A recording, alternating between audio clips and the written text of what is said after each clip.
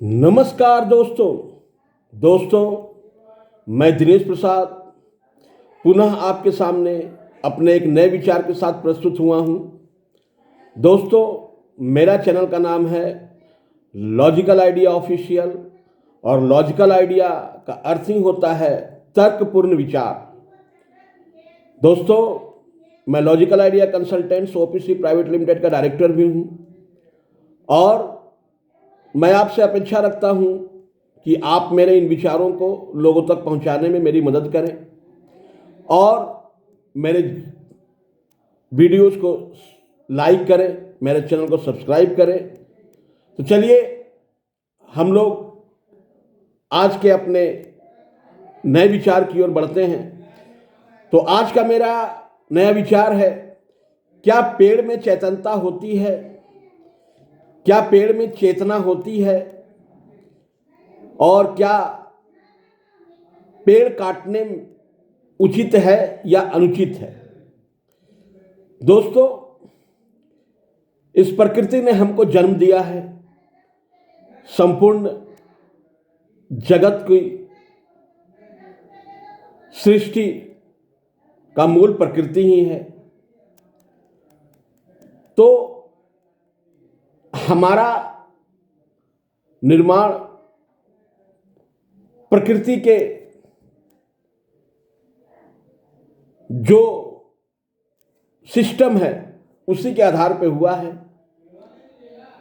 इसमें मुख्यतः मनुष्य और पेड़ यानी कि वृक्ष, जिन्हें प्रकृति ने जीवन प्रदान किया है, जिनमें जैविक प्रक्रियाएं पाई जाती है, यानी कि जिस तरह से मनुष्य सांस लेता है, जिस तरह से मनुष्य भोजन करता है, जिस तरह से मनुष्य बड़ा होता है, उसी तरह से पेड़ भी सांस लेते हैं, भोजन करते हैं और अपना वृद्धि करता है, यानी कि छोटा से बड़ा होता है। तो अब ये जरूरी है समझना कि क्या पेड़ में चेतना होती है। तो दोस्तों, पेड़ में चेतना नहीं होती है, क्योंकि अगर आप पेड़ को काटेंगे तो उसमें किसी तरह का दर्द नहीं होगा, किसी तरह का उसको अनुभूति नहीं होगी, क्योंकि उसमें कोई नर्वस सिस्टम नहीं होता है, उसमें किसी तरह की रक्त वाहिनियां नहीं होती है और पेड़ की जो जैविक प्रक्रियाएं होती है वो पूर्णतः रक्त वाहिनियां विहीन और नर्वस सिस्टम विहीन होता है, जिसके कारण पेड़ में चेतनता नहीं होती है, वो कहीं पे मूवमेंट नहीं कर सकते हैं और स्वतः उसमें किसी तरह का एक्शन लेने का कोई प्रकृति नहीं पाई जाती है। कुछ एक दो पेड़ ऐसे होते हैं, जैसे छुई मुई के पेड़, जिसमें प्रकृति ने कुछ इस तरह की विशेषताएं दी है, किंतु वो विशेषताएं चेतना का प्रतीक नहीं हो सकता है। दोस्तों, चेतना मनुष्य और जानवर में ईश्वर ने प्रदान की है। तो पेड़ और मनुष्य दोनों ही जैविक प्रक्रियाओं से निर्मित है, किंतु पेड़ में चेतना नहीं होती है। तो क्या हमें पेड़ को काटना चाहिए?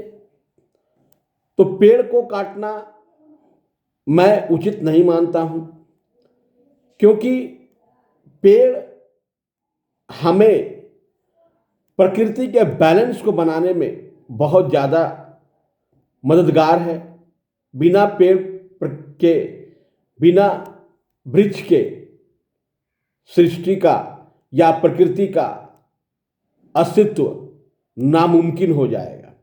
पेड़ हमें स्वच्छ वातावरण देता है, हवा देता है, पेड़ हमें फल फूल देता है, पेड़ हमें वो सारी चीज़ें देता है जो हमारे जीवन को सुचारू रूप से, सही रूप से चलाने के लिए हमारी मददगार होता है। दोस्तों, पेड़ को काटने में किसी तरह का दर्द नहीं होता है, किसी तरह का कोई अनुभूति नहीं होती है, इसलिए पेड़ को काटना उचित है, मैं ये नहीं मानता हूं। पेड़ जब बहुत जरूरी हो, जहां पे राष्ट्र निर्माण, देश निर्माण, विकास के कार्यों के लिए जहां बहुत जरूरी हो, वहीं पर पेड़ काटना चाहिए। और जितना पेड़ काटा जाए और जहां खाली जगह है, जहां संभावना है कि यहाँ पेड़ लगाया जा सकता है, वहां पेड़ लगाने चाहिए और प्रकृति को, बैलेंस को बराबर करने की चेष्टा करनी चाहिए। आज बड़े बड़े जंगल काटे जा रहे हैं, बड़े बड़े वन उपवन काटे जा रहे हैं, तो विकास के कार्यों में ये जरूरी हो सकता है, किंतु जितना विकास के कार्य में जो इमारतों का निर्माण हो रहा है, पूरे इमारत में तो, जमीन में तो पेड़, इमारत नहीं बने हैं, जहां जहां खाली जगह वहां पेड़ लगाया जा सकता है, प्रकृति को बैलेंस किया जा सकता है। रोड, रास्ते के किनारे, हाईवेज के किनारे, सड़कों के किनारे पेड़ लगाए जा सकते हैं। तो बहुत सारी संभावनाएं हैं, केवल हमें चैतन्यशील चेतना, हमारी चेतना को जागृत करने की जरूरत है। हमें इस बात को सोचना पड़ेगा, समझना पड़ेगा कि विकास कार्य भी जरूरी है और पेड़ और वृक्ष भी जरूरी है। तो इन दोनों का संतुलन, इन दोनों का तालमेल बहुत जरूरी हो जाता है। तो हमें ईश्वर ने, भगवान ने, प्रकृति ने जो भी चीजें दी हैं, उन्हें संभाल कर रखना, उनमें वृद्धि करना हमारी नैतिक जिम्मेदारी बन जाती है और हमारा ये धर्म बन जाता है कि उन सारी चीजों को मनुष्य सर्वश्रेष्ठ प्राणी होने के नाते उनकी रक्षा करें, उनका सौहार्दपूर्ण विकास करें। पेड़ भी हमारे संरक्षण में है, हम उनको उत्तरोत्तर वृद्धि करें और प्रकृति के विकास में, प्रकृति को संतुलन बनाए रखने में अपना ज्यादा से ज्यादा योगदान करें। धन्यवाद।